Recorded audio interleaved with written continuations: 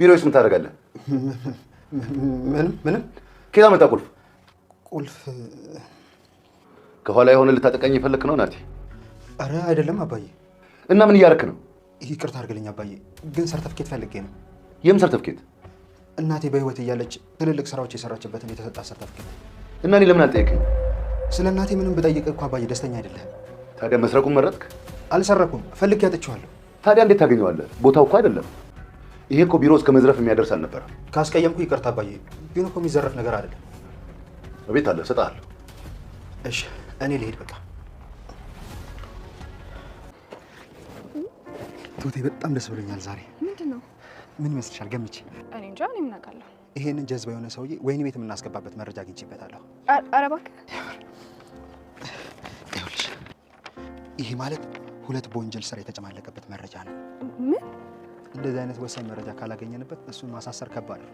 ናቲ፣ ልጄ ግን በጣም አሳስባኛለች። ይሄ ሁሉ ነገር ሲደረግ ልጅ አደጋ ውስጥ መቆየት የለባትም። አዎ በቻልነው አቅም ሁሉን እንሞክራለን። በቃ ልሂድ። አይዞሽ ትሁቴ፣ ትንሽ ቀን ነው። እሺ፣ ግን ለሰውየው እንዳትነግረው። እሺ? እሺ፣ አታስቢ፣ ችግር የለውም። ንግባ በቃ። ቆይ ዛሬ ምን ሆነ ነጠልጣል ያደረገኝ? ሰላም ነው፣ እንደዚህ ነው ብዬ ነው። እንዲሁ አንዳንድ ነገሮችን ቦታ ቦታ እያስያዝኩ ነው። የዛሬው ስራክ ደግሞ በውስኪ የታጀበ ነው። ምን ላድርግ ብለሽ ነው? ምን ነው የጨነቀ ትመስላለህ? እራትም ስጠራህ እምቢ አልክ። ነገሮች ከቁጥጥሬ ውጭ እንዳይሆኑ ማድረግ አለብኝ። ስላለሜ ነው። አንቺ ደግሞ እንደዚህ ትኛለሽ እና በዚህ ሰዓት ምን ሊያስደንቀኝ ይችላል? እሺ አሁንና ከዚህ ጨለማ ውጣ። ብቻዬን ነው መሆን ፈልገው። መብራት ማጥፊና ውጭ ካልክ እሺ፣ አንተ ደስ ካለ። አቶ ገዛኸኝ ትሁቴን ማንም ሳያውቅ ቤቲ እንኳን እንግዲህ የትዳር አጋራቸው የሆነችው ቤቲ ሁሉን ነገር የሚያካፍሏት አብረው ከእሷ ጋር አለሜን ስንት ዓመታት አፍነው የኖሩት አቶ ገዛኸኝ አሁን ላይ ግን ትሁትን ስለሚቀራረቡ ወይም ደግሞ እንደሚቀራረቡ ስለሚያውቅ ልትፈታት ወይም ደግሞ ልታስወጣት ትችላለች በሚል ይመስላል ማንም ሳያውቅ ትሁቴን ዘግተዋት አፍነዋት እያለ በስተመጨረሻም አቶ ገዛኸኝ ጥምዝ ብለው በሰከሩ ሰዓት ቤቲና ናቲ ደጋግፎ ይዘዋቸው ሲገቡ ትሁቴ በጣም ከባድ ጩኸት አሰምታለች። ትሁቴ የእሳቸው መስከር ለእሷ መልካም ነገር የሆነ ይመስላል። ትሁቴ ናቲና ቤቲ ባይሰሟት ኖሮ እዛው ታፍና ልትቀር ትችል ነበር። ነገር ግን አቶ ገዛኸኝ መስከራቸውም ጥሩ አጋጣሚ ነው። እሳቸው ስለሰከሩና ራሳቸውን መቆጣጠር ስላቃታቸው ሁለቱ ወይ ደግሞ ናቲ ራሱ ያን በር ከፍቶ ሊያስወጣት ይችላል። ሰላም ጤና ይስጥልኝ ውድና የተከበራችሁ በመላው ዓለም ያላችሁ ኢትዮጵያውያን ኤርትራውያን ናችሁ። እግዚአብሔር ይመስገን ደህና ነኝ። ትሁት ድራማ ክፍል 98ን አብረን እናያለን። ግን በጣም አሳስባኛለች። ይህን ሁሉ ነገር እስክናጣራ ድረስ ጊዜ ይጓተታል። አደጋ ውስጥ መግባት የለባትም ትል ነበር ትሁት። ትሁቴም ከናቲ ጋር ተገናኝታ ስትመለስ ቤቲ ከየት ነው እባክሽ የት ሄደሽ ነው? ሱቅ ሄጄ ዕቃ ልገዛ እና ምን አይነት ዕቃ? አታስቢ ትጥፋለች ብለሽ አስበሽ ነው? ልጄ በእጃችሁ ስለሆነች የትም ልሄድ አልችልም ትል ነበር ትሁቴ። ትሁት እኔ ልጅሽ ምንም ልትሆን አልፈልግም፣ ለእኔ ምንም ለውጥ የለውም፣ ባልሽ ግን ምንም የማታውቅ ሕፃን እንዳገት አውቃለሁ ትል ነበር ትሁቴ። እኔ አንቺን በወልድ ልጅን በወንድ አልቀይርም ነበር ትል ነበረ ቤቲ። ማለት ነው በወንድ መቀየር ትል ነበር ትሁቴ። በናቲ ነው የቀየርሻት። ዛት ወይኝ ልጅን በማንም አልቀየርኳት፣ በማንም ልቀይራትም አልችልም ትል ነበር ትሁት። እንደዛ ከሆነማ በቀላሉ ሴትዮዋ ያለችበትን ተናግረሽ ልጅሽን መውሰድ ነው መልሷ። መግደል እንደዚህ አጓጉቶሻል ማለት ነው ትላት ነበር ቤቲ። ንግርሽን ብታስተካክል ይሻልሻል፣ እኔ ለራስሽ ብዬ ነው ትል ነበረ። አንተ ችግር ይሄ ነው፣ ለራሳችሁ ስትሉ እናንተ የሰውን ህይወት ጋ ውስጥ ትጥላላችሁ አልሽ። ምን ልጅሽን አስቀድም እያልኩሽ ነው እኮ እሷ እንድትወጣ ከዚህ ቤት አንቺ ራስሽ ተባብረሽኛል ትል ነበር ትሁት። ደግሞ ልጅሽ እንደምትያዝ ግን አላውቅም ነበር ትል ነበረ ቤቲ። ልጅን ለማዳን ብዬ የሌላ ሰው ህይወት አሳልፌ ልስጥ? ሁሉ አንቺ እንደሚያስፈልግሽ ራስሽ ታውቂያለሽ ትል ነበረ ቤቲ።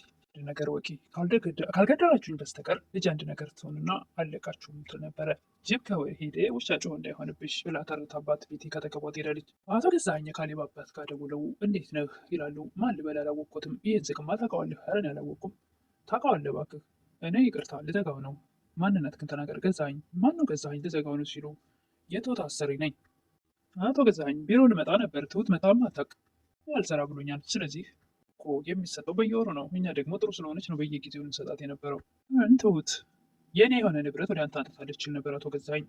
ትሁት ሌባ አይደለችም፣ እኔም ደግሞ የሌባ ተቀባይ አይደለሁም ይሉ ነበረ የካሌብ አባት ወይም ደግሞ አባባ። አይጠቅመንም የሚል ነበር አቶ ገዛኸኝ። እኔም አንተም ሁለት ፀጉር አውጥተናል። ስለዚህ መዘላለፉም የሚጠቅመን ነገር የለም። ይሄ ካልደወለችልኝ እኔ ወደ ፖሊስ መሄድ አይቀርም ይሉ ነበር አባባ። አቶ ገዛኸኝም ምን ያልፈራም ምንም ማድረግ ትችላለህ እና ታዲያ አልፈራም የሚለውን ቃል ለምን መጣ ምን ሳመጣ ብሎ ነበር አባባ። ገዛኸኝ ወደ ቤት ደውለው ቢሮ ፈልጌሽ ነው ቶሎ ነው ይላሉ። ትሁትም ልትቆልፊ ነው በሩን ትላት ነበረ። ሄድ ፈልገሽ ነው አልሄድም፣ ግን ትቆልፊዋለሽ አትቆልፊው ነው ያልኩሽ። ቤቱን አልቆልፈውም፣ ነገር ግን ተጠንቀቂ፣ እያንዳንዱ እርምጃሽ ከልጅሽ ጋር ይገናኛል ትላት ነበር ቤቲ። ለሜም ከአባባ ቤት ልትወጣ ያደረችበትን ወይ ደግሞ ክፍል የተሰጣትን ዘግታ ስትወጣ ወዴት ልትሄጂ ነው አለሜ? አሁኑኑ ልጄን ማግኘት አለብኝ ትል ነበር አለሜ። እያንዳንዱ ነገር ተነጋግረን አልነበር? ቹንም ላምናቸው አልችልም። እናንተ እስቲ ገዛኸኝ ቅጥረኞች አለመሆናችሁን በምን አውቃለሁ? አለሜ ተረጋጊ፣ እኔና ልጅሽ እኮ አውርተን ነበር ይሏት ነበር አባባ። ችን አመቻችተን እንድትገናኙ መላ እየፈለግን ነው፣ ተረጋጊ እባክሽ አለሜ ይሏት ነበር አባባ። በልጅ ማለልኝ ትል ነበረ አለሜ። ልጄን እንሳኝ፣ አንቺን ለመርዳት እየሞከርን ነው፣ ሌላ ምንም ምክንያት የለንም። ገዛኸኝ ቤቲ ወደ ቢሮቸው ስትሄድ ለምን ነበር የፈለገኝ ስትላቸው ናቲ ቢሮዬን ሲበረበር እጅ ከፍንጅ አስኩት ይሉ ነበር። አጋጣሚ ግን የፈለገው ነገር እዚህ አልነበረም፣ እዚህ የለም። የፈለገው ትል ነበረ ቤቲ። እባክሽ የራሱ ዓለም ላይ ነው ያለው፣ ሰርተፍኬት ምናምን ይለኛል፣ ልክ ይኖርብናል፣ ሌላ ችግር አደጋ ውስጥ እንደገባ የት እንዳገኘ አላውቅም ይሉ ነበር አቶ ገዛኸኝ። የአባቱ ልጅ አይደል ትል ነበረ ቤቲ። አባቱ ሌባ ነው እንዴ? ሌባ ነው አላልኩም እኮ፣ ገንዘብ ያለው አንቺ ጋ ነው፣ እኔ ከታሰርኩ አንቺ መግባትሽ አይቀርም፣ ስለዚህ ስንጠነቀቅ ሁላችንም መጠንቀቅ ያለብን ይሏት ነበር ቤቲን አቶ ገዛኸኝ። ናቲም ቤቲን እኔ የምልሽ እንዴት ነው የሰው ስቃይ የሚያስደስታችሁ? አሁን ደግሞ ምን ሆንክ? ስለምን ስቃይ ነው የምታወራው? ትል ነበረ ቤቲ።